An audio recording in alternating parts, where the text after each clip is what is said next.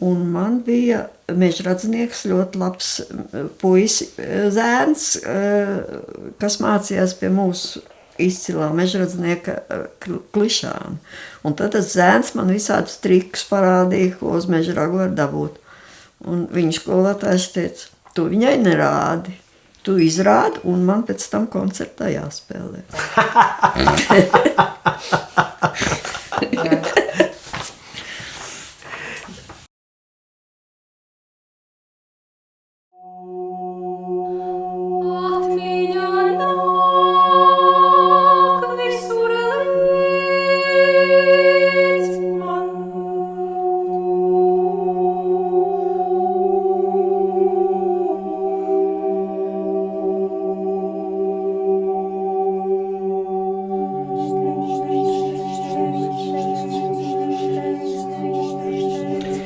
Laipni lūgts programma Viena balsi.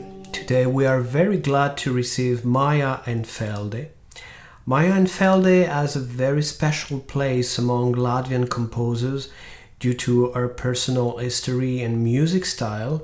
This is my opinion, but also the opinion of many musicologists who analyzed her work. I particularly recommend this book in English, Maija Enfelde, A Life and Music, written by Baiba Jaunslaviete. Maija Enfelde didn't want to be filmed, and we respected her choice indeed, so we made a podcast version. You can find it on all the good streaming platforms, like all the episodes of Viena Balsi. Anyway, we made this YouTube version. Don't forget to subscribe, like, share on social networks. You can also make a donation on PayPal, as I already mentioned. Enjoy listening and enjoy watching. Šodien programma Viena balsi pie mums viesojas komponiste Maija Enfelde. Cienījamā Enfeldes kundze, priecājamies jūs uzņemt. Un tagad tas ir labāk, ka es runāju franču valodā. Je trouve que votre musique ne sonne comme aucun autre compositeur letton. Elle a quelque chose de vraiment très spécial. Et pourtant, en même temps, quand je vous écoute, j'ai l'impression d'entendre toute une partie de l'histoire de la Lettonie au travers de votre musique. Et je me rappelle la première fois où je suis allé au Musée national, à Riga. Et quand j'écoute votre musique, je retrouve cette même fraîcheur. Je retrouve le même enthousiasme que lorsque j'ai entendu Maurice Ravel pour la première fois. Alors est-ce que je me trompe en pensant que votre musique est à la jonction entre la tradition et la modernité?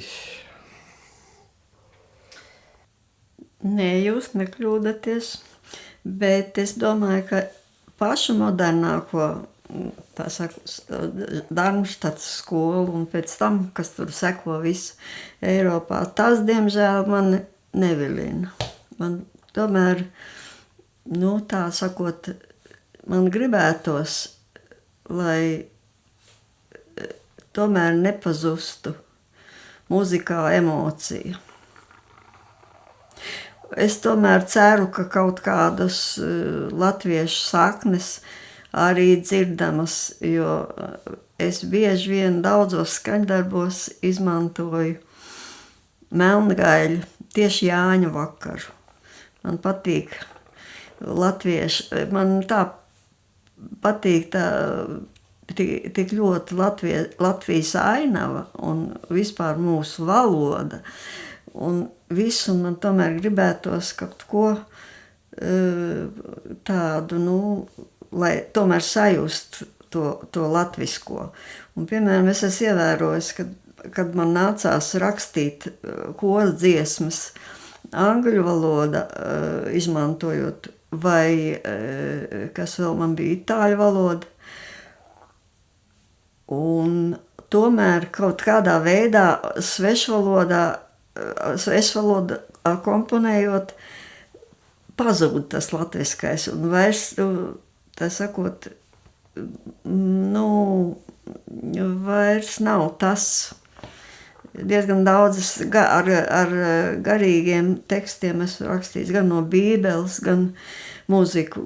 Un tad tas ir uzreiz kaut kas tas latviskais pazūd. Bet man patīk tomēr, diemžēl es nezinu. Es nezinu modernās tehnikas.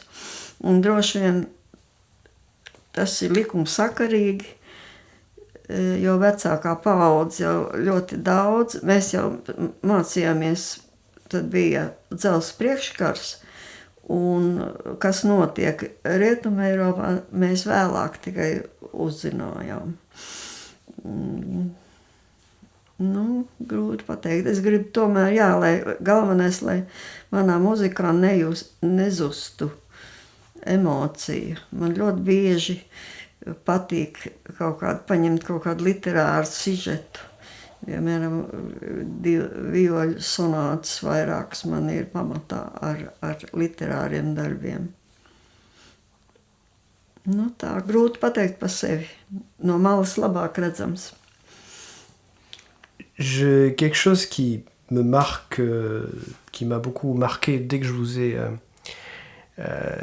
écouté, c'est que votre musique contient des éléments tragiques, mais la noirceur trouve toujours un élément de poésie lumineuse. Et ce que je trouve le plus marquant, c'est un certain sens de l'humour, quelque chose qui est astucieux, qui est inventif, et qui y a de l'ironie, mais pas uniquement. Par exemple, dans une de vos pièces pour violoncelle, on a presque l'impression que le violoncelle devient une scie musicale. Ce genre de petits moments dans lesquels il y a toujours une pointe d'ironie qui me rappelle Prokofiev ou qui me rappelle des fois l'humour qu'il y a chez Shostakovich. Jā, man šie abi komponisti ir ļoti dārgi un mīļi, un būtībā toreiz, kad mums nebija pieejami. Pavisam es atceros, ka Bartoku, es tagad dievinu Bartoku muziku un joprojām Bartoku stīgu kvarteti, man liekas vispār nesasniedzams, tā sakot, augstums. Jāsaka tā, mums nebija pieejami savā laikā. Un Britens man daudz arī ir devis, jo Britens parādīja, ka laikmetīgai muzikai nav jābūt tikai tādai vienai disonanšu, man gribās, lai mūzikā būtu arī skaistums. Nevis tā, ka pārsteigt ar kaut kādiem tādiem trikiem. Man ļoti nepatīk, ka instrumentu izmantot, tā kā jūs sakāt, ka zāģis man čellam. Es nezinu, varbūt, ka to ir izpildītājs tā zāģējis. Es neesmu faktiski domājusi. Un man patīk tas, ka es lieku parasti ļoti maz dinamiskās zīmes, un man patīk, ka izpildītājs man ir laimējies, man vienmēr ir faktiski mūsu vislabākie izpildītāji bijuši. Es pie viņiem vienkārši nekautrējos un neju. Un jāsaka, līdz ar to man muzika, teiksim, radio kori ir tikai iegūs. Es domāju, ka viņi izpild labāk nekā es esmu uzrakstījusi. Jā, un interesanti, ka tā kā bija laikam Bostonas simfoniskām orķestrim ievadā koncertu, Andris Nelsons bija izvēlējies manu to dziesmu.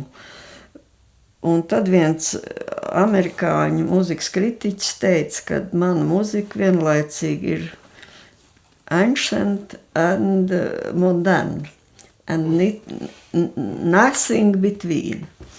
Un tas man tik ļoti patīk. Tātad man muzika ir gan sena, gan moderna, bet nekas pa vidu.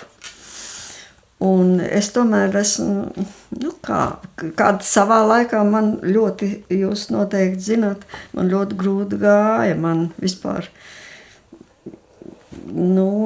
es tiku tikai lamāta vai nepieminēts. Un tad tagad, paldies Dievam, izpildītāji labprāt spēlē, es esmu ļoti priecīga, un es saku, es esmu ārkārtīgi pateicīga radiokorim. Man liekas, ka viņi dzied labāk vēl, nekā es esmu uzrakstījusi. Peut-être je peux dire par rapport à il y a quelque chose qui est directement lié dans l'album à l'APA. Vous avez inclus, et c'est pas la seule œuvre, le monogramme de votre nom, un peu comme Shostakovich avait fait dans sa symphonie numéro 10. Est-ce que c'est un procédé qui était utilisé comme pour contourner la censure, comme lui, ou est-ce que c'est une référence à Shostakovich, direct ou pas, ou peut-être c'est qu'un procédé que je connaissais pas, que les compositeurs utilisent? Es domāju, ka pirmkārt es parakstos, man pašai patīk, kas tur, tā intonācija, kas izveidojas. Jā, protams, Šostakovičam DSCH, jā, ir gandrīz tāds pats kā EF, vai ne ļoti līdzīgi. Man pat sākumā piesējās, vai tad es neesot no Šostakoviča pārāk nekaunīgi aizņēmusies to. Bet no tāda man pašai patīk. Šī intonācija taisna. Un es domāju, ka viņu var ļoti daudz tādās dažādās, variēt. Man laikam tādēļ, ka man pašai ir bijusi ļoti smaga dzīve, tad es domāju, tagad jau vecumdienās, ka bieži vien varbūt man ir nevajadzīgi tumša tā muzika. Bet man arī, vienmēr ir gribējies tā, ka katram melnam mākonim ir zelta maliņa. Sauf erreur de ma part, vous n'avez pas, je crois, écrit de symphonie, c'est plutôt des formations musicales, on va en parler de ça, différentes. Man ir simfonija, Jā, varbūt tas ir klūdā. Bet tā ir izgāšanās, es uzskatu. Okay. Man ir simfonija, ir atskaņot arī. Bet paldies Dievam, lai viņa, tā sakot, tāpat kā es domāju, ka to diemžēl Geka Magdalēna ir ierakstījusi, tāpat kā es domāju, ka es neesmu apmierināta ar solo sonātu violē. To es jau brīnījos, kāpēc viņi ielika diskā. Tas izklausās ļoti labi, bet... Solos violas. Jā.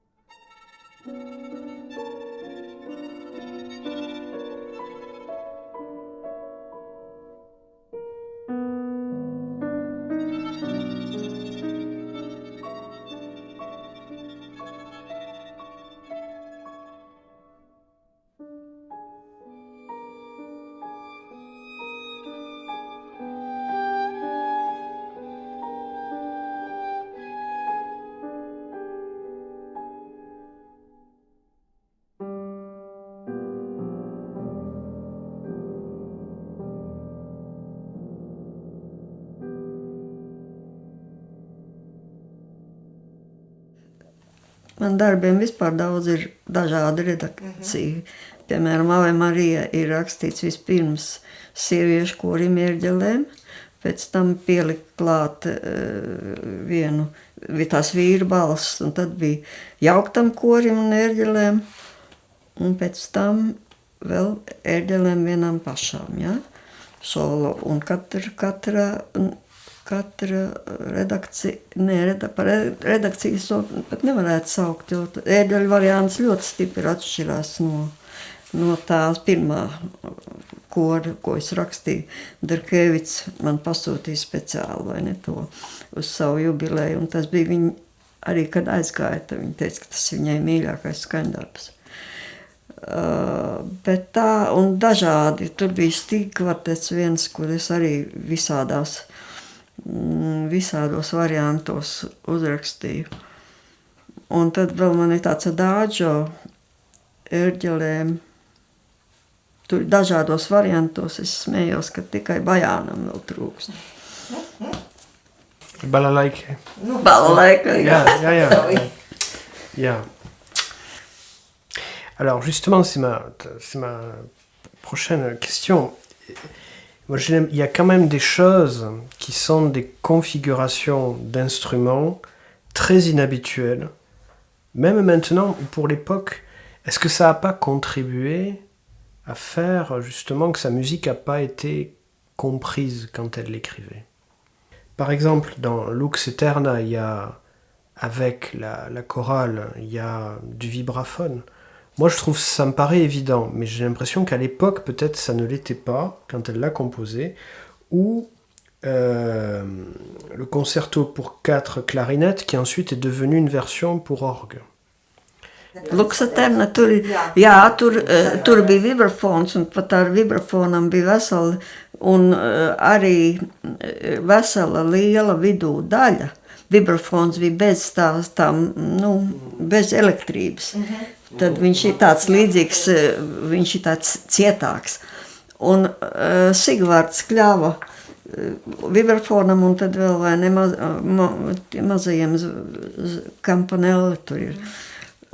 Nu, jāsaka, jā, man vienmēr patīk kaut ko sarežģīt. Man ir tāda dziesma manā diskā, manas bērnības mājas. Tur, piemēram, es atļāvos pielikt ārfu, man tur ir ārfu klātneti. Un zvani. Un tad ir izpildītājiem vienīgi nabagam grūtības, jo tā kā tad es drusciņi tā kā parakstu nāves spriedumu, piemēram, ja es paņemu arfu. Jo, ja viņi kaut kāda braucienā ir, tad nav tik vienkārši, vai ne, ja tu paņem tādu sastāvu. Bet, man atļauj. Es parasti vienmēr ar izpildītājiem pirms tam sarunāju. Un tikai darbs top pēc tam konkrētām izpildītājiem. Tā kā tad man atļauj paņemt, teiksim. Bet tā kā es Liepājas orķestrim rakstīju tādu maziņu skaņdarbiņu, tad man tur bija trompeta solo, man ir ļoti mīļš instruments trompeti, sevišķi pikolo trompeti. Un tad viņi man teica, ka arfu viņiem nav. Lai es nelieku, jo tad viņiem ir viņa jāpērk, jāsauc, vai ne, orķestri nav. Tad, ka nav, tad neņem. Tā ir ar tiem citiem instrumentiem, bet man ļoti patīk vienmēr kaut ko tādu. Tas vibrafons man ārkārtīgi patīk. Bet tā lielā daļa vidū bija vibrafona solo un tikai tāda kora brēcieni. Iebrēcās koras tikai. Tas tā man likās tā, Lux Aeterna, tomēr tas ir saistīts ar mirušajiem. Ja saistīts ar mirušajiem, tad ir kaut kas tāds īpašs. Bet Sigvards paņēma, viņam nebija izdevīgi tas, un ļoti veiksmīgi viņš izmet visu to vidusdaļu ārā. Un es viņam par to esmu pateicīgi, jo ar to lielo vibrafonu solo viņi vispār nebūtu nekur varējuši izpildīt. Tagad jau tā dziesma ir ļoti daudz, kur dziedāt, gan Zviedrijā, gan visur, kur radiokoris dziedājas. Bet tā viņš ir, bet tikko tu paņem kaut kāds instruments, piemēram, arī tāpat čelest, tad izreiz problēma. Man ir kaut kur, laikam, vienā skaņdarbā ir čelest. Bet orķestrī tur tagad laikam ir čelest, bet kādreiz ir tā, ka nav. Un tad viņi nelabprāt, tā sakot, tā tas ir kādreiz. Jā, un tad sanāk, ka tie interesantie sastāvi, viņi rodas jau domājot par konkrētiem mūziķiem. Jā, tieši tā. Es uzrunāju viņus, es pie tam, ja, teiksim, kaut kādi instrumenti, es labi nezinu, piemēram, sākās klarnetē, man ir ļoti daudz rakstīts, man tas arī ir tāpēc, ka mums bija ļoti labas attiecības ar Nelaiķi Ģirtu Pāži, un tad viņš visu kaut ko man izrādīja, ko uz tā klarnetes var, kur tremolo var iztaisīt interesanti, kur to var, to. Es parasti visciešākā, pat diskā ierakstīju Poriets, un es tad tur, man ir tāds neliels skaņdarbs trompetē solo, un tad Poriets parādīja man, viņam ir visādas surdīnas, kaut kāds 10 vai 15 viņš rādīja, kur pilnīgi mainās absolūti trompetes skanējums, un vispār nevar pat pateikt, ka tā ir trompeta. Un tad tur tāda vienā vietā viņš man parādīja tādu dīvainu skaņu, tādu kā ne šīs zemes. Un pat cik es biju veltījusi to skaņdarbu manai mirušajai māsai, viņa aizgāja bojā, viņa bija kalnu slepotāja un aizgāja bojā kalnā. Tieši, un tad man ir zvaigžņu, saucās tas skaņdarbs Zvaigžņu kalns. Viņš ir tagad ierakstīts arī. Un tad vēl viņš bija pārsteigts, Poriets, viņš teica, ka tik cienījām vecumu cilvēkus, tomēr tā visu sarunā un noklausās, ko izpildītājs viņam iesaka, jā. Man tā vienmēr paticis ir. Un tad, piemēram, diezgan daudz man skaņdarbos ir mežraks.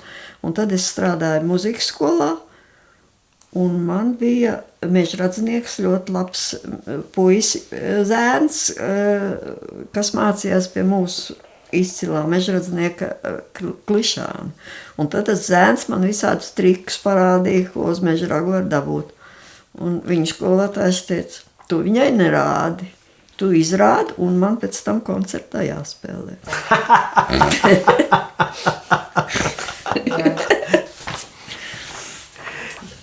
Mazie joci. Ma réaction, c'est que vous étiez très en avance parce que j'ai reçu Gundega Schmidt et elle, c'est ce qu'elle fait avec les musiciens et elle enregistre tous les sons qu'ils sont capables de produire. Nu, man nav tik tālu, es neesmu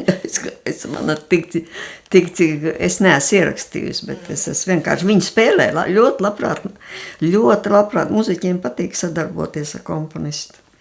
Un pie tam es saku, es ļauju, man ir ļoti maz dinamiskās zīmes, man ir ļoti maz norādījumu. Es saku tā, jūs varat spēlēt ātri vai lēni, skaļi vai klusi, tikai lūdzu nemainiet notas. Nošu augstumiem jāpaliek tiem, kas ir uzrakstīti. Pārējo jūs tur varat visu kaut ko darīt. Un viņi ir ļoti apmierināti, jo viņi saka tā, ka viņiem iedod brīvību un fantāziju, un viņi jūtās līdzautoru. Man arī tas patīk. Un, piemēram, Kiršfelds, man čelo sonātē, viņš saka, ka viņš katru reizi var spēlēt savādāk. Un viņam katru reizi tas ir jaunums, tāpēc, ka es neuzbāžos pārāk ar savām šitām te, pieprasīt, ka viņam jāspēlē tieši tā un citādi nedrīkst.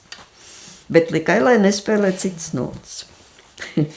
Alors, j'imagine que ce sont des choses douloureuses, mais on commence à avoir des éléments de compréhension peut-être, mais comment est-ce que vous expliquez que autant de ce que vous avez pu écrire a été refusé dans les années 60-70 par l'association des compositeurs lettons, enfin, comme c'est mentionné dans le livre de Baiba Jaunslaviete?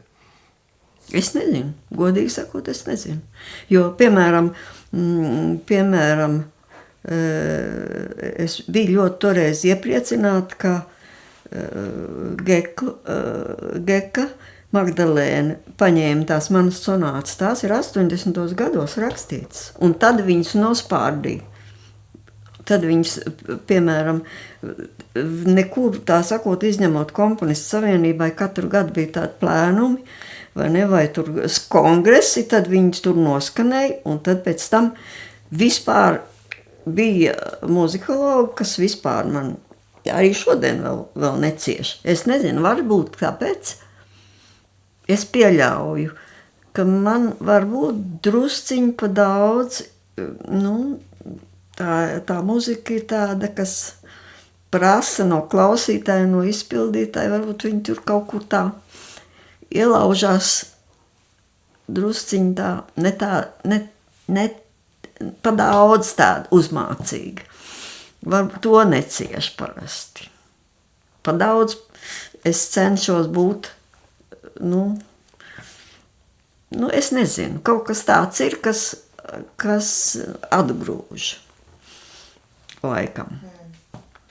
Tas tā kā varbūt pārāk emocijas izraisa. Tieši tā, paciest. Jā. Tieši tā, es varbūt kaut kur laužos iekšā tur, kur, teiksim, tā kā psihoanalītiķis, ja? Kaut kur tā, ka vajadzētu vairāk distancēties. Piemēram, Bartoks arī ir ļoti tā muzika spraiga, ja? Spriegaina, bet viņš tomēr tā distancējās, viņš neuzbāžās savām emocijām. Šostakovičs mazlietiņ, bieži vien vai Šnitke, teiksim,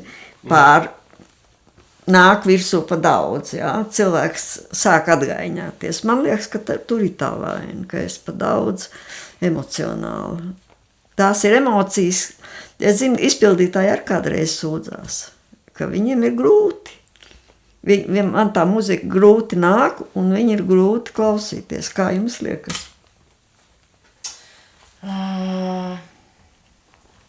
Jā, es saprotu, ko jūs sakat. Jūs jau dziedājāt 3 dziesmas, un nemaz nebijāt priecīgi. Nu, es nevarētu tā teikt. Man drīzāk, man personīgi ir grūti viņas dziedāt tehniski. Nu, ja? Un tad, kad tu tehniski nevari izdarīt, tad tu, protams, paliec dusmīgs. Sigvards stāstīja, ka Sirēna salā viņam radiokoru viena laba dziedātāja sviedus nots zemē no dusmām, ka nevar izdziedāt.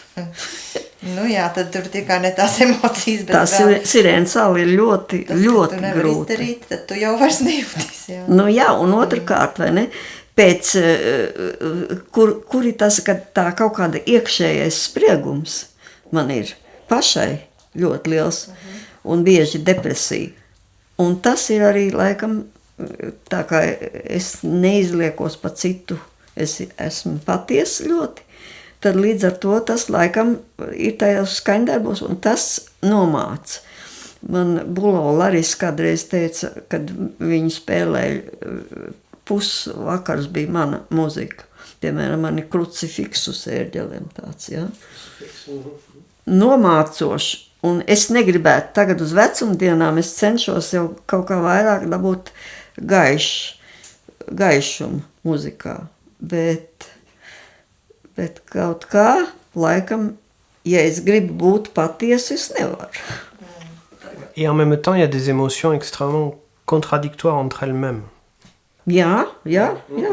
Es mēģinu, tā sakot, tikt no saviem, tādiem, mēģinu, lai tas klausītājs varētu arī drusiņu atvilkt telpu. Lai viņam es nebāžos savām emocijām virsū tik daudz. Ah mais moi c'est ce qui m'a marqué et que je trouve fantastique dans sa musique.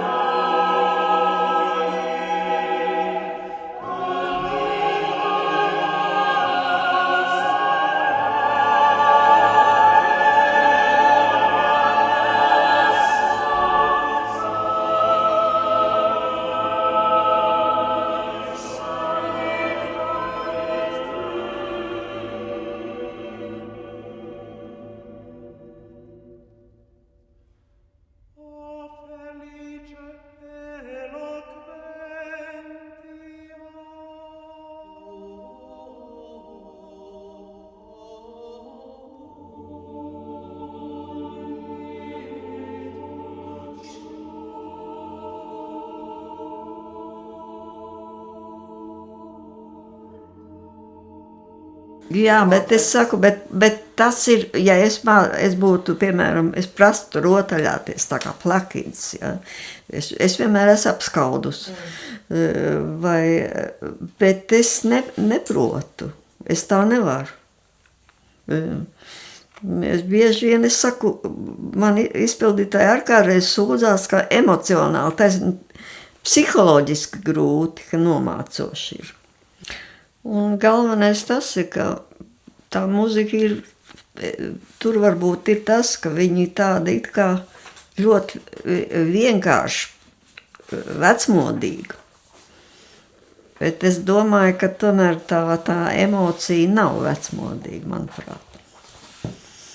Kas man ir tāda, vienkārši mums bija savā laikā mums bija citāda izglītība.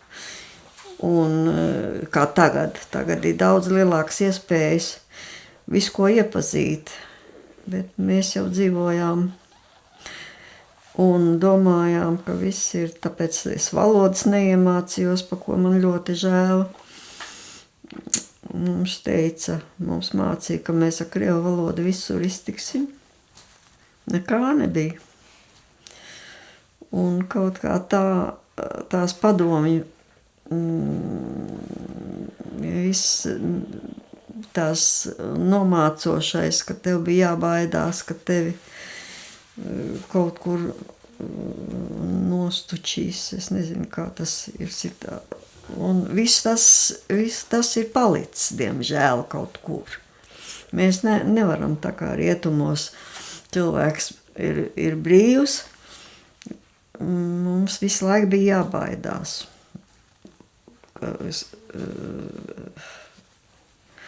Kaut kā tā,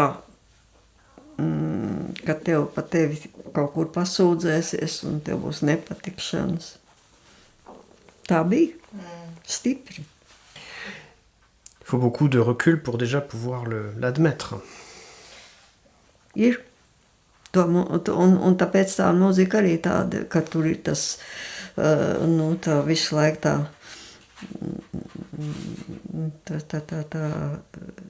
tāda emocija, tā ir tāda emocija, kas, es zinu, Šnitkem ir ļoti daudz tāda, ka viņa neizraisa pacilātību. Le point commun que votre musique a avec Nietzsche, c'est que vous avez quand même, c'est très très varié. On peut pas, il n'y a pas un seul style auquel on pourrait vraiment absolument vous identifier. Ça aussi, c'est un élément qui est troublant. Parce que des fois, Schnitt la musique chorale de Schnitt, c'est vraiment une chose. Ces pièces de violon ou de quatuor, c'est encore autre chose. Et l'esprit humain aime bien mettre des étiquettes, quoi. Es domāju, ka tas ir arī kaut kur trūkums, jo es, piemēram, sapņoju, ka es varētu, ja es varētu vēl tā līdzsvarotāk visu to ir, jo man daži skaņdarbi, kas man pašai ir mīļi, tāpat Sirēna savu, man patīk pašai. Bet tā jāsaka, ka ja es tagad varētu dzīvot otrais, es droši vien, ka skatītos uz pasauli citādāk, jo mēs dzīvojam pavisam citos apstākļos. Un arī droši vien, ka traucē arī tas, ka tev visu laiku tikai ķengā, ja? Līdz kaut kādam, es nezinu, līdz tam, ka radio kurs sāka dziedāt, un ka es aizsūtīju pateicoties Dacei Apperānei, es aizsūtīju uz Bārlovu to savu kameru oratoriju. Tad pēc tam es arī tikai pats sāku sev ticēt, kad es tur tādā, kārtīgā dabūju galveno balvu. Bet, jo līdz tam man likās arī, ka es vienkārši esmu man nebija ticība saviem spēkiem. Pēc tam kaut kā tā palika vieglāk dzīvot. Un tad uzreiz pēkšņi visiem bija labi. Uzreiz man iedeva lielo mūzikas balvu. Pēc tam pēkšņi es pārvērtos par tādu pieņemamu komponistu. Vairs nespārdīju. Oui, mais alors justement, moi j'entends quelque chose qui est resté de ça, c'est-à-dire je vous trouve d'une grande sévérité vis-à-vis de vous-même. Et toute cette période, apparemment, vous a fait détruire des partitions que vous aviez écrites à l'époque. Jā, ļoti daudz. Man žēl tagad. Le fait d'être une femme, est-ce que ça peut-être a joué un rôle? Des hommes se poseraient finalement moins de questions et se seraient plus facilement autorisés. Peut-être est-ce que ça a joué un rôle? Protams, es pirmkārt pa daudz ņēmu, tā sakot, pie sirds, tad, kad es visu notis saplēsu, visu tur tās. Otrkārt, es dabūju arī ciest drusciņu no tā, jo mans mīļais profesors pateica tā, ka tev jau dotumu ir pietiekoši, bet tu esi sieviete, nekas jau neiznāks. Jā, tā bija. Tā bija. Jo laikam vispār. Un nē, bet kaut kur, es domāju, kaut kur viņam bija taisnība, ka sievietes sūtība nav komponēta. Un kāpēc vīrieši tomēr to lietu dara daudz labāk? Es zinu, tāpat rakstnieki, piemēram, es pat neciešu sieviešu rakstnieču darbus, es nelasu. Man nepatīk. Sievieti tomēr kaut kāda vai pārāk emocionāla, varbūt viņi ir, es nezinu, vīrietiem tomēr ir cits vēriens. Piemēram, man nepatīk arī, diemžēl, sievieti simfoniskā orķestra diriģenti. Es tur neko nevaru darīt.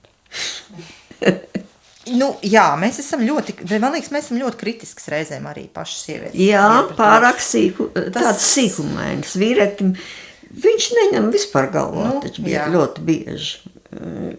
Piemēram, ļoti slikti ir, bieži vien ir, ka viss sieviešu kolektīvs ir. Kašķējās savā starpā, ir taču tā, diemžēl. Bez šaubām. Jā, tā kā es pateikšu tā, ka savu taisnību Ivanovam bija, un man noteikti nācās daudz smagāk strādāt, grūtāk, lausties, tā sakot, relkoķi. Kā ja es būtu vīrietis, es noteikti, man būtu daudz vieglāk bijis. Tagad jau pieraduši, jau ir meitenes ir izcilus, bet tomēr, ja paskatās vēsturiski, tad nemaz tik daudz tās slavenās komponistas sievietes nav. Uz vienas rokas pirkstiem var saskaitīt. Diemžēl. Un tas ir likumsakarīgi. Viņai galva nav radīta tam.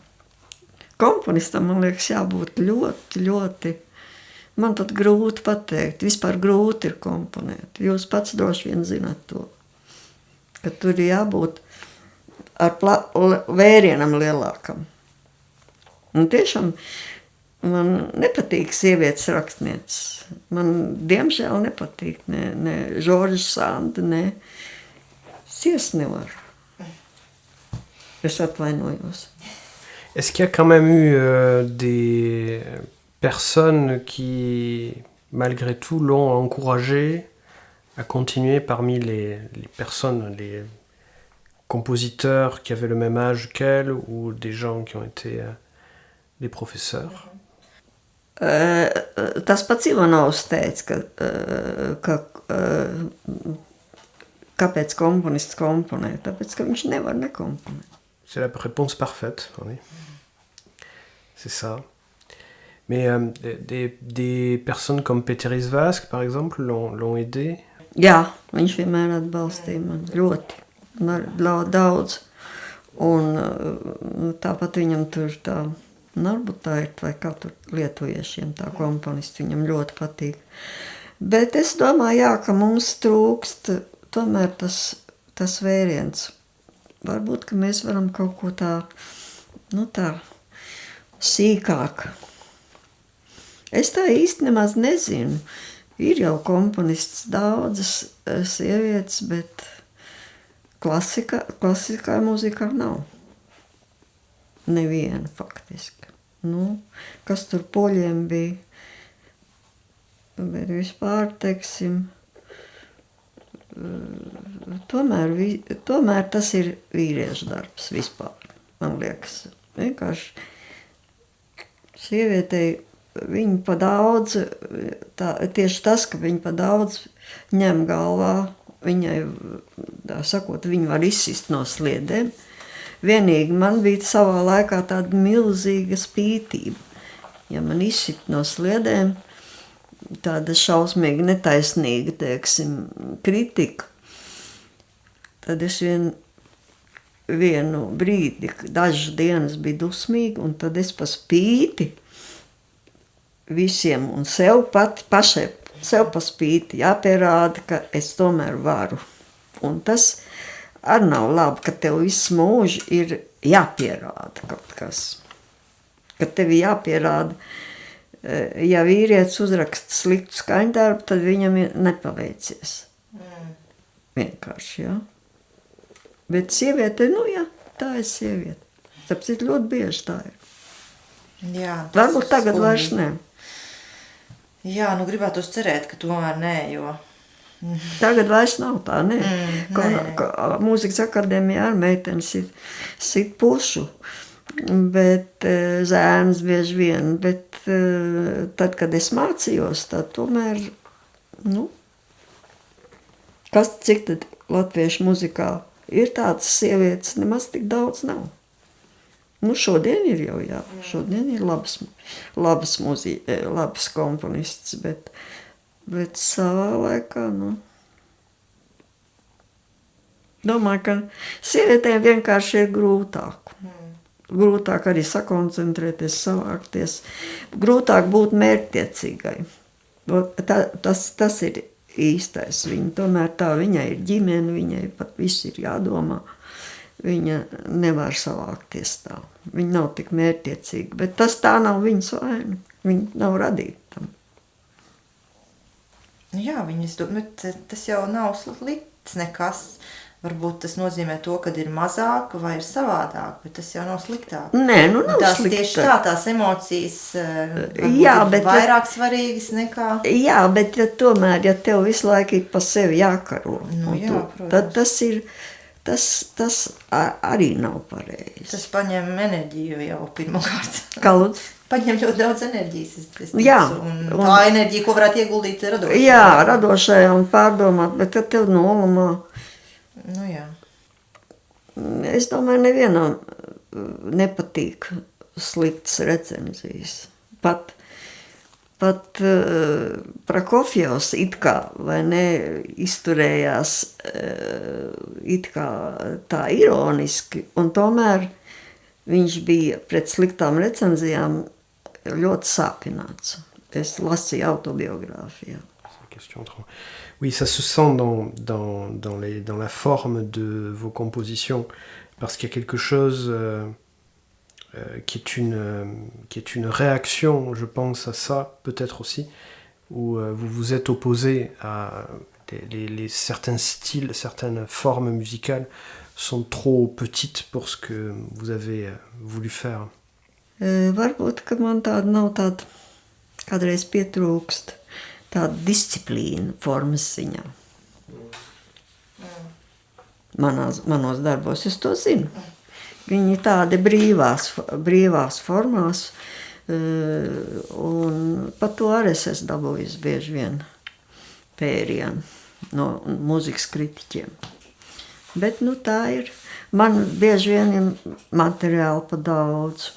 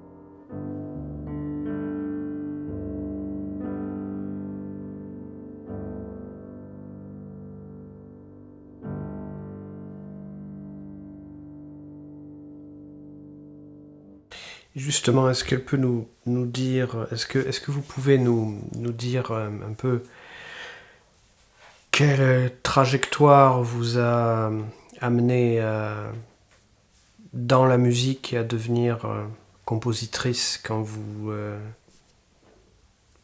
étiez une jeune femme? Es tikai no 13 gadiem vispār sāku mācīties muziku. Es dzīvoju dziļos laukos, lielā nabadzībā, un tad man māsīca man paņēma uz Liepāju dzird. Man bija tur, man bija laba dzirde, un viņa pati jauna meitene, būdama 2 gadus, es nomācījos Liepājā, un tad atgriezos atpakaļ, gāju Limbažu muzikas skolā, un pēc tam es tur nomācījos, cik 8., 9., 10. laikam klases vidusskolā, un tad es iestājos Cēsu muzikas vidusskolā, jo Mediņos es vēl nebiju tādā līmenī, lai es tiktu uz Mediņiem. Es gribēju pianistos. Un tomēr, tā sakot, tomēr es 2 gadus nomācījos Cēsīs, un tad es iestājos Mediņos. Tad 3 gadi Mediņos, un pēc tam no 3. kursa es iestājos konservatorijā. Ar iestāšanās man nebija nekāda tur problēma īpaši. Mediņos bija normāls skolotājs, un tad pie Ivanova.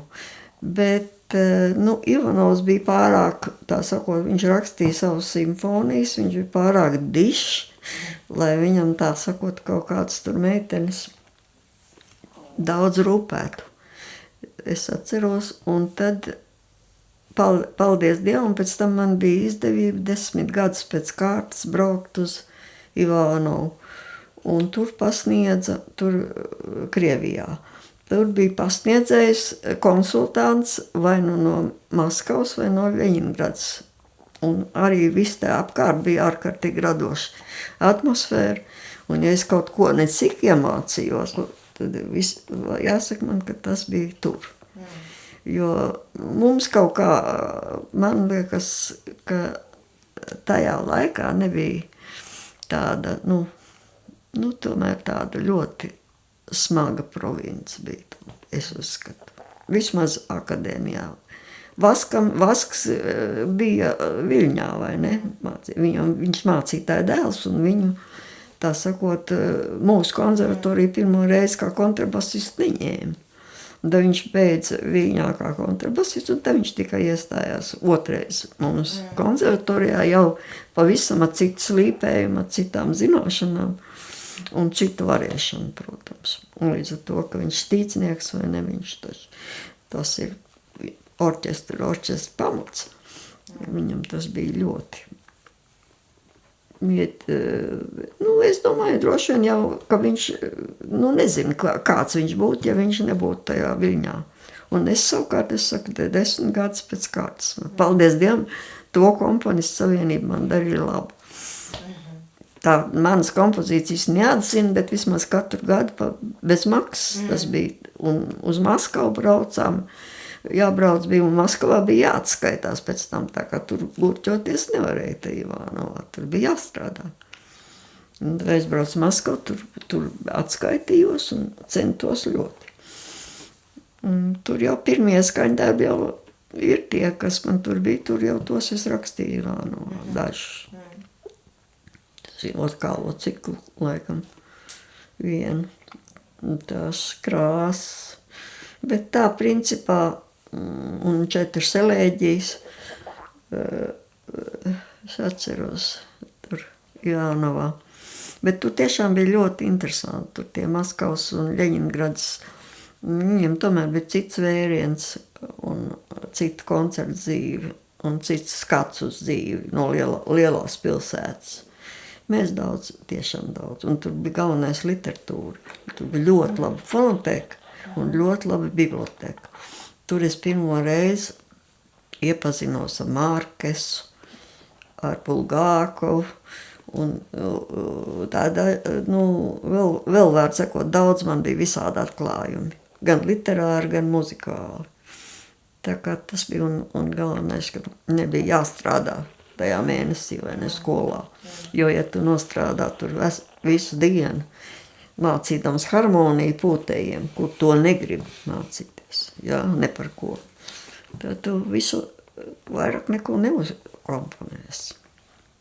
Un tur vesels mēnesis brīvībā. Tev ir tas savu kotedžu un savs flīģels, instruments. Un tikai skaties, lai nenokavē brokastis un pusdienas. Tik vien rūpes. Biju 8. kotedžā, kur Prokofjevs bija rakstījis operu Karš un miers. Un ziniet, ka tomēr aura bija palikusi. Es īpaši tajā kotedžā jutos. Veselu mēnesi nodzīvoju tur. Un bija Prokofjeva klavierin, varbūt? Tās pašas klavieres ir droši vien, ka tās pašas bija. Ka tās ar viņa pirksti tur bija bijuši, jā, brīnišķīgi. Jā, bet tu neviens tev netraucēja.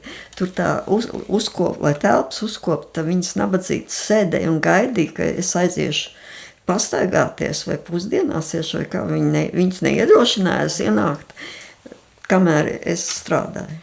Vispār tā pietāde bija milzīga.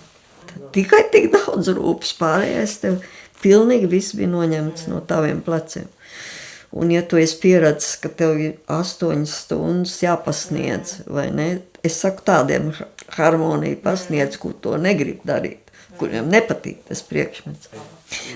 Visādi bija jau, piemēram, slavenais diriģents. Es pusgadu mācīju slaveno diriģentu Nelsonu Andru arī. Un viņš rakstīja tik brīnišķīgas harmonijas uzdevumus, ka es brīnījos un domāju, dažās vietās viņam bija kļūdas, protams, bet tik skaistas viņš iztaisīja modulācijas, ka es domāju, bet man tas nebūtu ienācis prātā, ka tur var tādā veidā harmonizēt. Tā kā kādreiz arī milzīgs gandarījums bija tāpat Skrides māsas, jā. Ja ir apdāvināts audzēknis, tad arī pedagogam ir milzīgs gandarījums.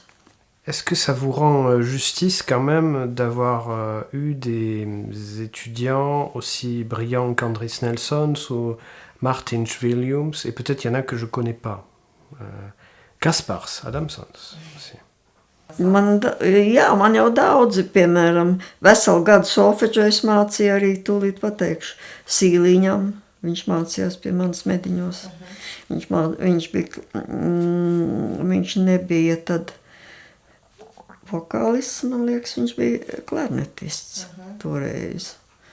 Es te vairs neatceros, jau 50 gadi vairāk es skolās, mūzikas vidusskolās nostrādāju, es jau vairs visus neatceros, bet Kaspars Adamsons bija ļoti disciplinēts, labs, nekad viņš nebija, es jau biju veiklu uz divnieku likšanu, ļoti. Tāpēc es saku, man bieži vien, tā sakot, bargais policists, es zinu. Tā zinu, kā ir maigais policists un bargais policists. Alors ma dernière question que je pose à tous les invités, d'aussi loin que vous vous souveniez dans votre enfance, quel est votre premier souvenir qui est associé à la musique ou au son? Pirmā atmiņa man bija, kad es esot gada vecumā, sēdējis gultā un šitā te šūpojusies un dziedājusi revolucionāro vienu mazas dziesmu, uz cīņu mosties darba ļaudis. Jūs to atceraties vai jūs to stāstījoši? Es daļēji atceros, jā, šito. Daļēji es atceros, ka es jau no paša sākuma man interesēja ļoti muziku un pirmais solis man arī no tās diezgan miglainas atmiņas, bet tomēr tas, ka man vienmēr ir patikusi muzika. Jau no tāda vecuma. Man mamma spēlēja klavieres, Un arī mans pirmais solis esot bijis, kad man palaiduši ārā no sētiņas pie klavieriem. Pilnīgi, tā sakot, simboliski tā lieta. Skaisti.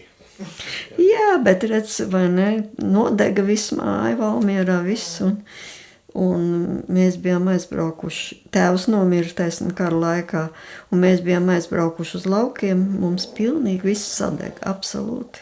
Palika tikai tas, kas mugurā, un līdz ar to tā bērnība bija drausmīga. Mēs bijām 5 bērni, un mamma slima, tēvs nomiris, un vispār nekā nav. Tā kā tagad. Tāpēc, ja jau droši vien nezinu, mans tēvs bija ērģeļu būvētājs, un viņam bija liela galdnieku darbnīca, ja droši vien būtu tā bērnība pagājusi agrā labklājībā un pārticībā, tad varbūt arī varbūt es vispār būtu kaut kas cits, varbūt tā mūzika būtu citāda.